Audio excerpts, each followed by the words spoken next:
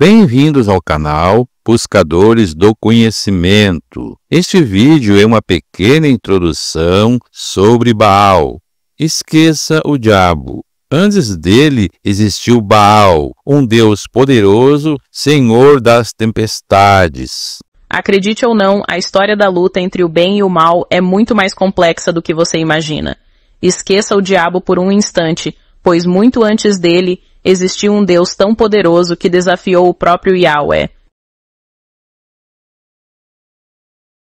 Era Baal, o Deus da tempestade, o Senhor dos céus de Canaã, um guerreiro que cavalgava as nuvens e enfrentava a morte sem pestanejar. Imagine, um Deus tão amado e poderoso que sobreviveu a catástrofes e reinou por séculos. A ascensão de Yahweh ao trono divino não foi um presente dos céus, mas sim uma batalha contra um rival à altura, Baal.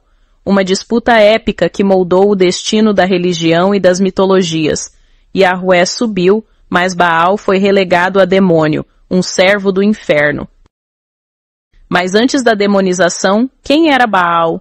Como um deus tão popular foi transformado em uma criatura demoníaca? Hoje, vamos desvendar a saga de Baal, o primeiro e mais formidável adversário de Yahweh. A história de Baal é como a de qualquer deus antigo. Origens obscuras, migrações, transformações, rivalidades divinas e, no final, a demonização ou o esquecimento. No século III a.C., o precursor de Baal, Hadad, era uma divindade menor da chuva. Mas tudo mudou quando ele chegou em Canaã.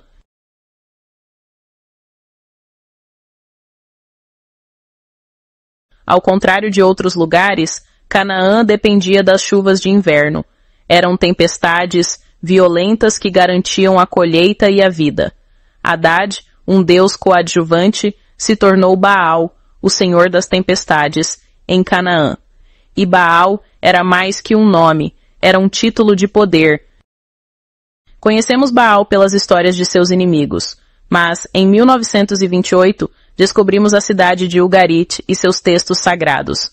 Em 6 placas de argila, encontramos o ciclo de Baal, uma história de batalhas, amor e morte. A história começa com o mar, Yam, ameaçando o reinado de Baal. Mas, ao invés de se render, Baal enfrenta a besta, com a ajuda de sua irmã Anat, a deusa mais implacável que você já viu. Juntos, eles derrotam o caos e Baal ascende ao poder. Mas sua jornada é interrompida por Mot, a morte. O mundo mergulha na escuridão, mas Anat não desiste. Ela esmaga Mot e traz Baal de volta à vida, restaurando a natureza.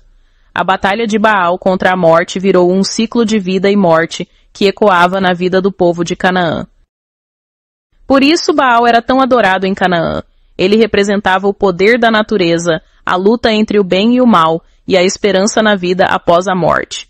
Mas essa história estava prestes a mudar com a chegada de um novo competidor. Por volta do ano 1000 a.C., surgiu Yahweh, o Deus dos israelitas, e o conflito era inevitável. Yahweh assimilou partes de Baal, mas logo ele se tornou seu rival, seu inimigo. A disputa entre eles foi épica, retratada até mesmo na Bíblia. A história de Elias desafiando os profetas de Baal na Bíblia é uma representação dessa rivalidade. Muitos adoravam ambos, mas a adoração a Yahweh se tornou a principal entre os judeus. Com o tempo, Baal virou um demônio na visão judaico-cristã. O nome Belzebu surgiu, um dos príncipes do inferno, e Baal se tornou figura em grimórios, rituais e lendas. Mas, graças às descobertas arqueológicas, hoje vemos Baal como ele era, um deus respeitado por seus devotos.